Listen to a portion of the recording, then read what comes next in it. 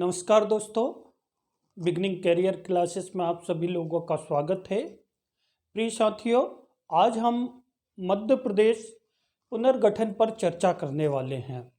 इससे पहले साथियों, हमारे मध्य प्रदेश करंट अफेयर्स के लेक्चर हो चुके हैं, मध्य प्रदेश की सामान्य परिचय पर भी लेक्चर हो चुके हैं। उसी के आगे हम बढ़ रहे हैं। कोशिश करेंगे हम कि मध्य प्रदेश की जो राजनीतिक व्यवस्था हो, इसकी प्रशासनिक व्यवस्था हो, इसका हिस्टोरिकल बैकग्राउंड हो और इसके अलावा यहाँ का जो कल्चर है, सारे टॉपिक को हम जो है बहुत ही अच्छे तरीके से हम कवर करेंगे। चलिए हम चर्चा करते हैं। सबसे पहले हम मध्य प्रदेश को देखते हैं। तो जो आपको जो यहाँ पे मानचित्र दिखाई दे रहा है, ये दरअसल वर्तमान स्वरूप का है। ठीक है, वर्तमान जो मध्य प्रदेश का स्वरूप है उस पर आधारित ये मानचित्र है।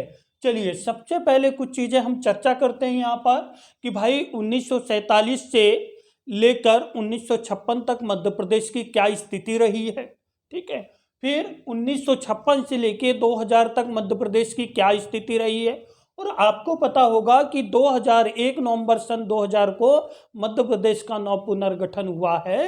तो उसके बाद की क्या स्थिति रही है, इन सारे बिंदुओं पर हम चर्चा करेंगे।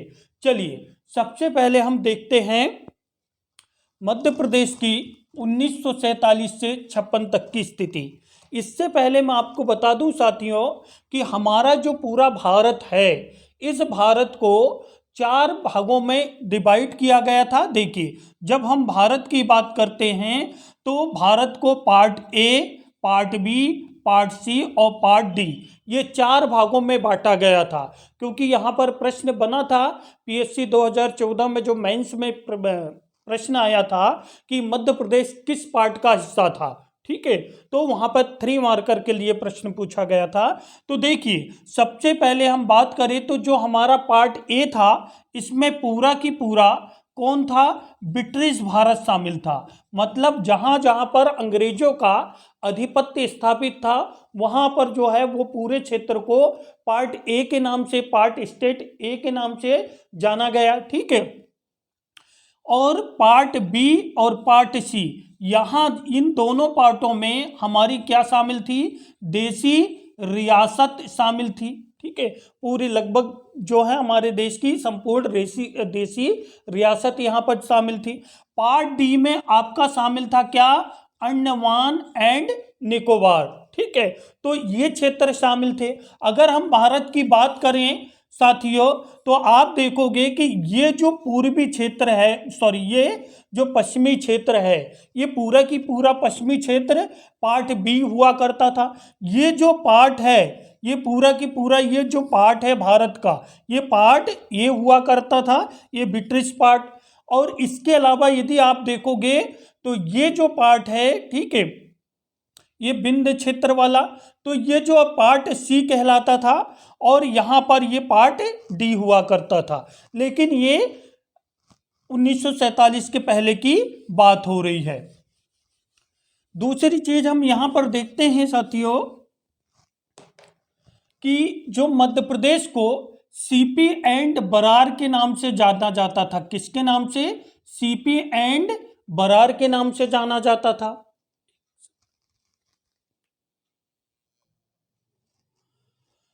तो मध्य प्रदेश को सीपी एंड बरार के नाम से जाना जाता था। तो आपको पता होगा सीपी का मतलब है सेंट्रल प्रोविजंस। तो ये सेंट्रल प्रोविजंस जो है ये 1861 में ही बन गया था।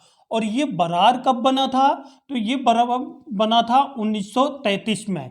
इस तरीके से मध्य प्रदेश को सीपी एंड बरार के नाम से जाना जाता था, सेंट्रल प्रोविजंस एंड बरार के नाम से जाना जाता था।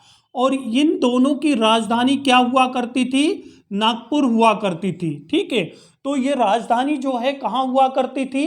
नागपुर हुआ करती थी। ये संपूर्ण मध्य प्रदेश को, इसमें छत्तीसगढ़ भी शामिल था। तो इस तरीके से जो है सीपी एंड बरार के नाम से इसको जाना जाता था। यहाँ से बहुत सारे महत्वपूर्ण प्रश्न निकलते हैं साथियों। अब देखिए आगे हम चर्चा करते हैं 1947 से 1956 तक मध्य प्रदेश सीपी एंड बरार के नाम से ही जाना गया।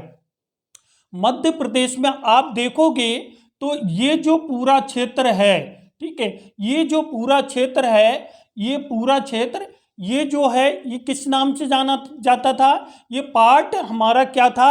ए था। ठीक है, ये पूरा की पूरा ये क्षेत्र हमारा पार्ट बी था। ठीक है, ये जो पार्ट बी था, ये पार्ट हमारा ए था, ये पार्ट हमारा बिंद क्षेत्र ये क्या था? सी था। और यहाँ पर महाकौशल भी शामिल था। ठीक है, पार्ट जो है सी में महाकौशल भी शामिल था। अब देखिए साथियों, यहाँ पे जो पार्ट बी था, ठीक है, ये जो पार्ट ए था, ये पूरा की पूरा हमारा क्या हो गया? ये पार्ट ए हो गया। दूसरा हमारा पार्ट था जो कि हमारा कौन सा? मध्य भारत को मिलाकर बनाया गया था। ये वाले जो क्षेत्र आप देख रहे होंगे, ये जो है पार्ट बी था। तो पार्ट बी, तो आपको पता होगा ये पूरा हमारा क्या था? पश्चिमी मध्य प्रदेश के साथ साथ जो है हमारा मध्य भारत भी था। ठीक है, मध्य भारत। और आपको पता होगा इसकी जो राजधानी थी वो इंदौर एंड ग्वालियर। ठीक है, तो ये 6 माह के लिए इसकी राजधानी रखा गया था। 6 माह इंदौर, 6 माह ग्वालियर। पार्ट ए की राजधानी नागपुर ही थी। विंध्य प्रदेश की राजधानी क्या थी? रीवा थी। ठीक है, तो आगे चल के जो चूंकि यहाँ पे क्या है, भोपाल रियासत भी थी और नवाब हबीबुल्ला खां जो है यहाँ के शासक हुआ करते थे। हालांकि 1949 में जो है वो जो है पार्ट ए में ही शामिल हो गए। ठीक, सॉरी, पार्ट सी में शामिल हो गए। तो इस तरीके से जो है आप देखोगे मध्य प्रदेश की स्थिति ऐसी 1947 तक चलती रही, 1947 से 56 तक। लेकिन फिर क्या हुआ? देखिए फिर क्या हुआ, तो आगे देखिए जरा, हम थोड़ा सा 1947 में देश को क्या मिल गई? स्वाधीनता मिल गई। और स्वाधीनता के बाद आपको पता होगा कि पाकिस्तान एक पृथक राष्ट्र बन गया। ठीक है, और भारत, तो भारत में उस समय लगभग जो है 552 देशी रियासतें थी। कितनी? हमारे यहाँ इतनी रियासतें थी। और आपको पता होगा कि 1947 में लगभग हमारे यहाँ 549 रियासत जो है भारत में शामिल हो गई। आपको पता होगा कि हमारे देश के गृह मंत्री कौन थे उस समय?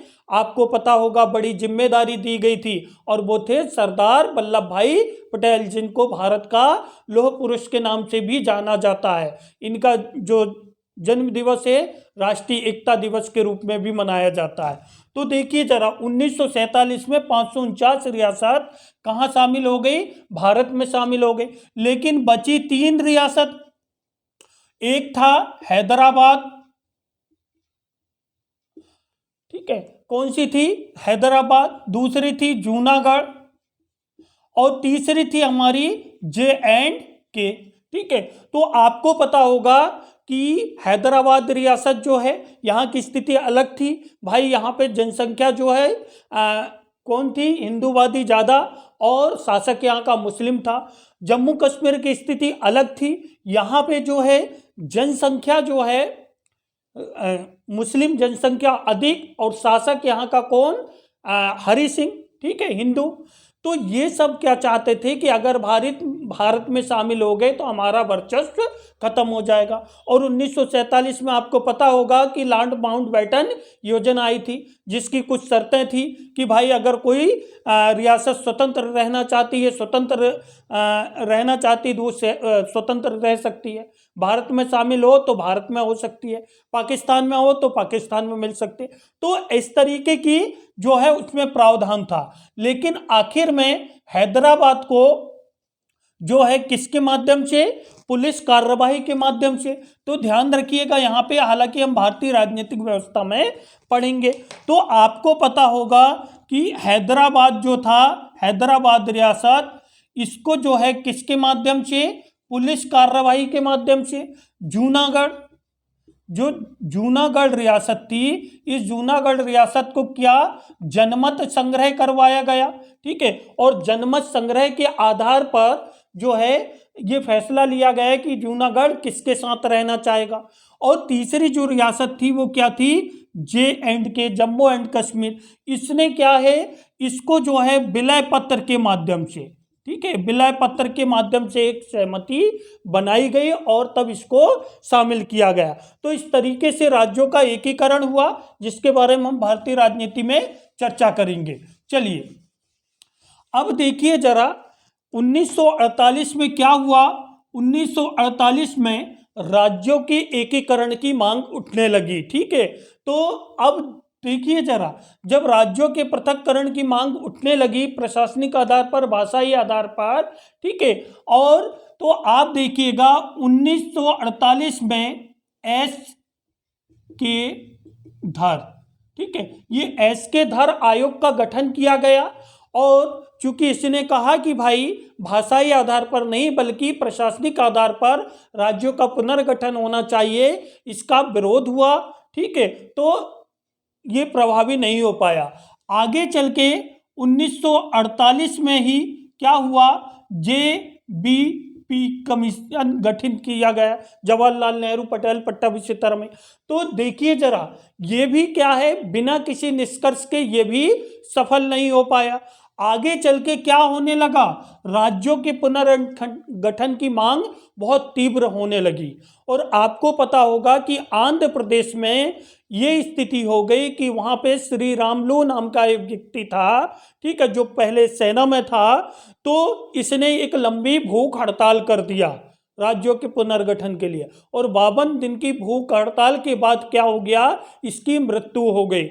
तो इसको ध्यान में रखते हुए क्या है, अब सांप्रदायिकता की स्थिति बनने लगी। तो ऐसी कंडीशन में क्या हुआ, 1953 में जो आंध्र प्रदेश है, आंध्र प्रदेश राज्य का जो है क्या कर दिया गया, गठन कर दिया गया। और इसका आधार क्या चुना गया, भाषाई आधार। तो आपको पता होगा कि आंध्र प्रदेश भारत का पहला राज्य है जिसको भाषा के आधार पर, भाषाई आधार पर गठित किया गया था 1953 में। आगे क्या स्थिति हुई भैया, आगे धीरे धीरे जो है हमारे यहाँ एक 7th अमेंडमेंट हुआ और उसके आधार पर 7वां संविधान संशोधन 1956 के तहत क्या काम किया गया, 14 राज्य, ठीक है, कितने, 14 राज्य और प्लस 6 केंद्र शासित प्रदेश अस्तित्व में आए।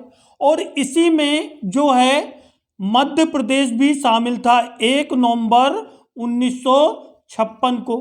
कौन, MP भी शामिल था, मतलब मध्य प्रदेश भी शामिल था। इस आधार पर मध्य प्रदेश का गठन कब किया गया, 1956 में।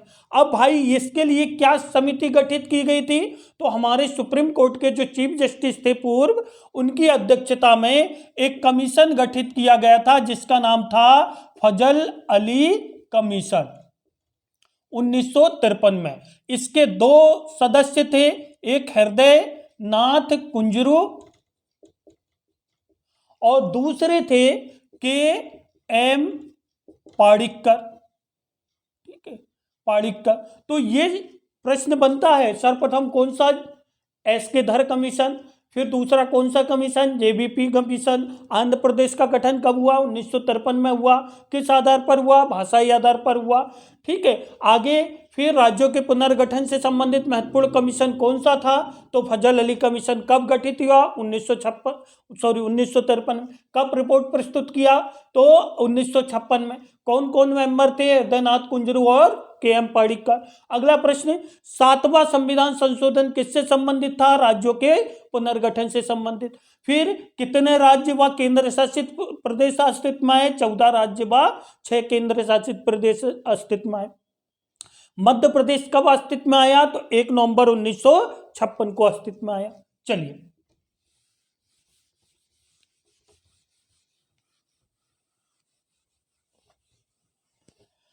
आगे हम चर्चा करते हैं 1 नवंबर 1956, ठीक है, किसका, MP का गठन हो गया, ठीक है। और आपको पता होगा राजधानी क्या बनाई गई, तो राजधानी हमारी बनाई गई क्या, भोपाल। और भोपाल उस समय सीहोर जिले की एक छोटी सी तहसील है। अब भाई आप देखिए क्यों, क्योंकि चूंकि ये केंद्र की दृष्टि में हमको प्रशासनिक सुविधा की दृष्टि से ये बेटर माना गया, इसलिए इसको चुना गया। हम भारतीय राजनीति व्यवस्था में डिटेल में पढ़ेंगे। आगे हम चर्चा कर रहे हैं, आप देखिए जरा अब यहां पर क्या क्या हुआ जब पुनर्गठन हुआ तो, ठीक है।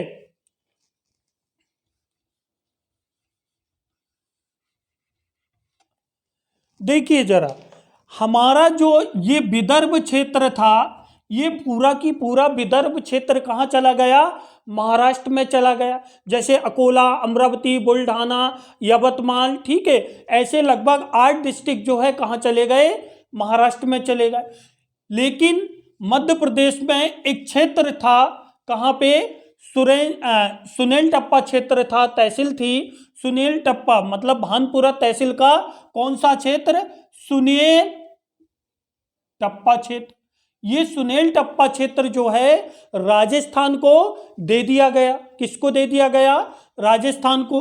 ये जो है ध्यान रखिएगा, मंदसौर जिले की एक तहसील थी भानपुरा, वहां का एक छोटा सा क्षेत्र था सुनील टप्पा, ये किसको दे दिया गया, राजस्थान को दे दिया गया। और राजस्थान से जो है एक कौन सी, सिरोंज तहसील, ठीक है, ये जो सिरोंज तहसील है ये कहां पे, विदिशा, ठीक है, इसको मध्य प्रदेश में शामिल कर लिया गया।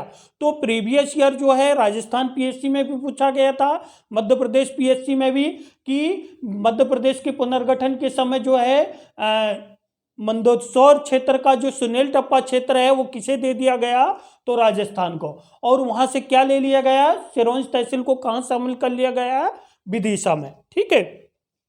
तो इस तरीके से आप देखोगे कि मध्य प्रदेश में उस समय कुल कितने डिस्ट्रिक्ट, तो कुल डिस्ट्रिक्ट की हम बात करें तो कितने थे, 43 डिस्ट्रिक्ट थे, ठीक है। और छत्तीसगढ़ भी हमारे मध्य प्रदेश में शामिल था। आगे चल रहे हैं, आप देखिए जरा 1972 में क्या हुआ, कि 1972 में जो है भोपाल, कौन सा, भोपाल सीहोर जिले से अलग हुआ। और दूसरा कौन सा, राजनांदगांव। इनको मिलाकर 2 नए जिले और बनाए गए। तो आपको पता होगा टोटल जिले कितने हो गए, 45 जिले हो गए। आगे चल के जो है 1900 मई 1998 में पुनः क्या हुआ, एक जिला पुनर्गठन समिति गठित की गई और उसका नाम था बीके दुबे कमेटी। और इस बीके दुबे कमेटी, ठीक है, और इस कमेटी की सिफारिश पर 10 पुनः जिला जो है शामिल हुए। आगे चल के 1998 में ही कौन सी समिति गठित की गई, सिंह देव समिति, और इसकी सिफारिश पर पुनः 6 जिले। इस तरीके से मध्य प्रदेश में टोटल कितने जिले हो गए, तो आप देखोगे टोटल 61 जिले हो गए 98 तक, और 61 जिले हो गए। पुनः क्या हुआ कि भाई धीरे धीरे अब छत्तीसगढ़ राज्य अलग होने की बात उठने लगी, कि छत्तीसगढ़ जो इधर राज्य था ये भी अब, क्यों, क्योंकि इससे प्रशासनिक सुविधा में सुधार होता है। और फिर आप कहते हो ना, छोटा परिवार सुखी परिवार, ठीक है। तो इस तरीके से जो है आज देखिए जरा छत्तीसगढ़ अपने आप को कितना विकास और डेवलप कर लिया उसने, है ना। तो उसकी आर्थिक स्थिति में भी सुधार आया है, उसकी राजनीतिक स्थिति में भी सुधार आया है, सामाजिक स्थिति में भी सुधार आया है, ठीक है। तो वहाँ पे जो है लोग आत्मनिर्भर भी हुए हैं। तो प्रशासनिक और भाषाई और अन्य सुविधा की दृष्टि से राज्यों के पुनर्गठन की मांग उठती है, ठीक है। आगे हम चर्चा करते हैं। तो आपको पता होगा 1 नवंबर सन 2000 को एमपी से, ठीक है, जो एमपी था, एमपी से 16 जिले अलग हो गए। ये कहाँ चले गए, 16 डिस्ट्रिक्ट जो है ये कहाँ चले गए, छत्तीसगढ़ में चले गए। तो ये प्रश्न भी बना है पिछले टाइम कि भाई अभी हम एमसीक्यू सॉल्व करेंगे, क्योंकि वो अगले लेक्चर में होगा। तो वहां पर आप देखोगे कि प्रश्न पूछा गया है पीएससी और एमपी पुलिस में ठीक है, 16 डिस्ट्रिक्ट चले गए। तो एमपी में 1 नवंबर सन 2000, अब जो स्थिति है ये जो है, ये स्थिति 1 नवंबर सन 2000 की है, ध्यान रखिएगा। ठीक है, जो वर्तमान आपको दिखाई दे रहा, अब मैं इसको मिटा देता हूं। तो इस तरीके से जो है आप मध्य प्रदेश में देखोगे तो ये 5 राज्य, राजस्थान, उत्तर प्रदेश, छत्तीसगढ़, महाराष्ट्र और गुजरात, ये 5 राज्यों की सीमा मध्य प्रदेश को स्पर्श कर रही है। और जिसमें सबसे ज्यादा किसकी, सबसे ज्यादा राजस्थान की कर रही है और सबसे कम इसकी गुजरात की। ठीक है, यूपी में मैक्सिमम डिस्ट्रिक्ट की हम बात करें तो मैक्सिमम डिस्ट्रिक्ट जो है किससे लगते हैं, उत्तर प्रदेश से। अच्छा, आप लोग कहोगे कि सर उत्तर प्रदेश की सीमा सर्वाधिक लगती है, तो मैं आपको क्लियर कर देता हूं कि जो डेयरी फेडरेशन हमारा हुआ था एग्जाम पीईबी के थ्रू, उसमें आंसर भी राजस्थानी दिया हुआ है ना, तो ध्यान रखिएगा। अब हमारा जो मध्य प्रदेश है, मध्य प्रदेश के वर्तमान स्वरूप की यदि हम बात करें, अब मैं इसको मिटा रहा हूं, ठीक है।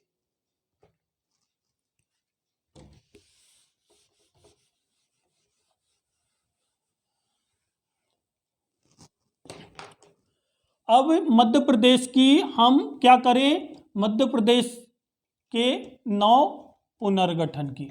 ठीक है, तो मध्य प्रदेश का नव पुनर्गठन कब हुआ है, 1 नवंबर सन 2000 को हुआ है। ठीक है, अब देखिए राजधानी भोपाल ही है। आगे हम बात करते हैं मध्य प्रदेश में वर्तमान डिस्ट्रिक्ट कितने हैं, तो वर्तमान देखिए, वर्तमान संभाग की बात करें तो हम कितने हैं, अभी 10 संभाग है। और कुल जिले कितने हैं, तो कुल डिस्ट्रिक्ट हमारे यहाँ कितने हैं, 52 जिला है। ठीक है, और 3 प्रस्तावित है। ठीक है, 3 प्रस्तावित है। अब देखिए जरा, यहां से कई प्रश्न बनते हैं, इसलिए इस पर डिटेल चर्चा करना जरूरी है। अब देखिए जरा, हमने कहा कि 1 नवंबर, ठीक है, 1 नवंबर सन 2000 को हमारे यहाँ कुल डिस्ट्रिक्ट कितने थे, 45 थे। लेकिन वर्ष 2003 में 3 नए डिस्ट्रिक्ट जोड़े गए। ठीक है, एक कौन सा था, अशोकनगर था। ठीक है, कौन सा था, अशोकनगर था। फिर दूसरा क्या था, आपको पता होगा, अशोकनगर, अनूपपुर। ठीक है, अशोकनगर, अनूपपुर और बुरहानपुर, ये 3 नए डिस्ट्रिक्ट जोड़े गए। तो इस तरीके से कितने डिस्ट्रिक्ट हो गए, 48 जिले हो गए। आगे यदि हम बात करें तो आप देखोगे कि वर्ष 2008 में, ठीक है, 2008 में एक कौन सा, सिंगरौली। ये वही सिंगरौली है जिसको एनर्जी कैपिटल के नाम से जाना जाता है, पीएससी प्रश्न पूछ चुका है। पहले ये बैठन सीधी था, लेकिन जब ये 2008 में ये जो है सीधी से अलग हुआ। ठीक है, और दूसरा कौन सा था, अलीराजपुर। ठीक है, अलीराजपुर। तो इस तरीके से आप देखोगे 2 और, तो इस तरीके से कुल कितने डिस्ट्रिक्ट हो गए मध्य प्रदेश में, 50 डिस्ट्रिक्ट हो गए। वर्ष 2013 में, ठीक है, वर्ष 2013 में आपको पता होगा कि शाजापुर से एक और नया डिस्ट्रिक्ट बनाया गया, जिसका नाम क्या रखा गया, अगर मालवा। ठीक है, अगर मालवा। इस तरीके से डिस्ट्रिक्ट की संख्या कितनी हो गई, 51। और अक्टूबर, ठीक है, अक्टूबर 2018 में पुनः टीकमगढ़ से एक और जिला अलग हुआ, जिसका नाम है निवाड़ी। और इस तरीके से जो है निवाड़ी, ठीक है, इस तरीके से मध्य प्रदेश में आज कितने डिस्ट्रिक्ट है, 52 डिस्ट्रिक्ट है, 52 जिला है। ठीक है, 9 जिला कौन सा है, नवगठित जिला कौन सा है, निवाड़ी। 3 नए जिले प्रस्तावित है। ठीक है, तो इस तरीके से आप देखोगे कि मध्य प्रदेश की वर्तमान स्थिति ये है। अब मैं जो है इस पर आगे और चर्चा करूंगा। वर्तमान में यदि हम बात करें तो मध्य प्रदेश में लोकसभा, राज्यसभा और विधानसभा की बात करें तो आप देखोगे कि हमारे यहाँ जो राज्यसभा सीट है ये कितनी है, 11 है, जिस पर हम मध्य प्रदेश की राजनीतिक व्यवस्था पर विस्तृत चर्चा करेंगे। दूसरी बात हम करें लोकसभा, तो लोकसभा में कुल कितनी सीट हैं? 29 सीट है। और इसमें हम बात करें तो यहाँ पर एसटी के लिए 6 सीटें रिजर्व है और एससी के लिए कितनी सीटें रिजर्व है? तो एससी के लिए हैं कितनी? 4 सीटें रिजर्व। ठीक है, बैतूल भी आपको पता होगा, बैतूल हो गया हमारा, खरगोन हो गया, ठीक है, शहडोल हो गया, ठीक है, ये जो है रतलाम हो गए, ये एसटी के लिए रिजर्व। लेकिन उज्जैन हो गए, टीकमगढ़ हो गए, ठीक है, भिंड हो गया, देवास हो गया, ठीक है, ये एससी के लिए रिजर्व। हम डिटेल चर्चा करेंगे, आप प्रीवियस लेक्चर देख सकते हो, उसमें काफ़ी कुछ प्रश्न बताया गया है। मध्य प्रदेश के सामान्य परिचय। विधानसभा सीट की बात करें तो मध्य प्रदेश में कुल 230 सीटें हैं। और आपको पता होगा कि ये भी अगर एसटी की बात करें और एससी की बात करें रिजर्वेशन की, तो यहाँ पर जो है एसटी के लिए 47 और एससी के लिए 35 सीट क्या है? रिजर्व है। ठीक है, 35 सीटें रिजर्व है। अभी हम वर्तमान इलेक्शन भी पढ़ेंगे। ठीक है, तो ये कुछ सामान्य सा परिचय था मध्य प्रदेश के पुनर्गठन से रिलेटेड। ठीक है, ध्यान रखिएगा।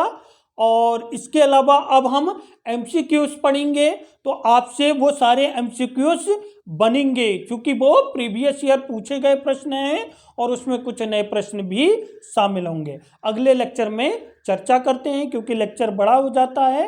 ठीक है, ओके, थैंक यू।